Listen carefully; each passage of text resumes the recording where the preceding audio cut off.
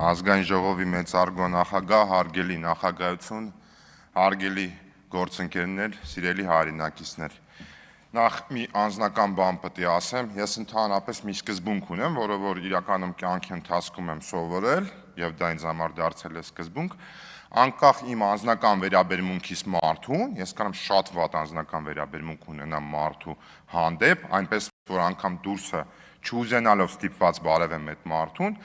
բայց քաղաքական գործընթացի մեջ առավել ևս ես պարտավոր եմ այդ մարդուն լսել, որովհետև ես չեմ բացառում, որ անկախ իմ անձնական վերաբերմունքից այնուամենայնիվ իր ասելիքի մեջ կարող է լինել ճշմարտության հատիկ։ Նախ եւ առաջ ուզում եմ ձեզ շնորհակալություն հայտնել այս քննարկման համար։ Ես համարում եմ, որ դուք բավականին բովանդակային հարցադրումներ եք արել եւ այդ թվում շատ ուրախ եմ, որ դուք ակնկալում եք ինձանից ավելի խորքային խնդիրների վերաբերյալ խոսակցություն, բայց կարծում եմ բոլորիդ համար է հասկանալի է, որ ժանրը չի նախատեսում դա զուտ նաև տեխնիկական առումով խորքային քննարկումներ ես ինքս էլ եմ ակնկալում եւ այդ խորքային քննարկումներին մենք իրար հետ ես ձեզ վստահեցնում եմ կհասնենք աշխատանքի ընթացքում եւ այդ թվում նաև ինքներդ կտեսնեք եւ կզգաք այդ խորքային քննարկումների աշխատանքի արդյունավետությունը։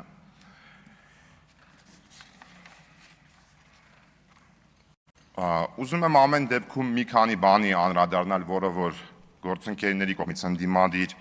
հնչել է։ Նախ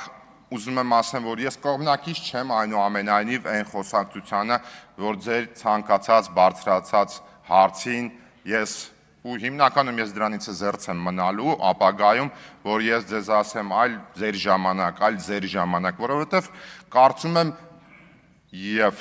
նաեւ հավաստիացնում եմ ձեզ, որ իմ աշխատելավոճի տեսանկյունից բոլորովին այլ է ելնելու։ Ես ձեզ հավաստիացնում եմ, որ ես թույլ չեմ տալու, որ ազգային ժողովի ամբիոնից, ազգային ժողովի մասնավորապես ընդդիմադիր падգամավորները գան, մատնանշեն խնդիր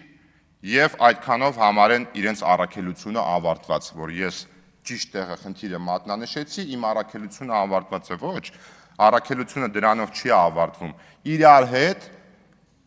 ճիշտ մատնանշման պարագայում հետևողական աշխատելու ենք այդ խնդիրների լուծմանը եւ այդ թվում դուք պարտավոր եք լինելու, եթե մենք չտիրապետենք այդ խնդիրների լուծմանը, բերել այդ խնդիրների լուծումները եւ իրար հետ գնալու ենք այդ խնդիրների լուծմանը։ Ինչու համար։ Դուք դրանով չեք օգնելու քաղաքացիական պայմանագրին։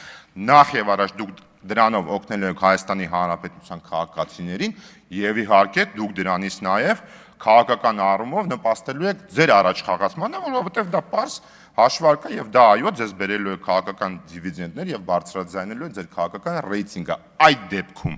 հակառակ պարագայում չի բարձրացնելու, միայն իջեցնելու է։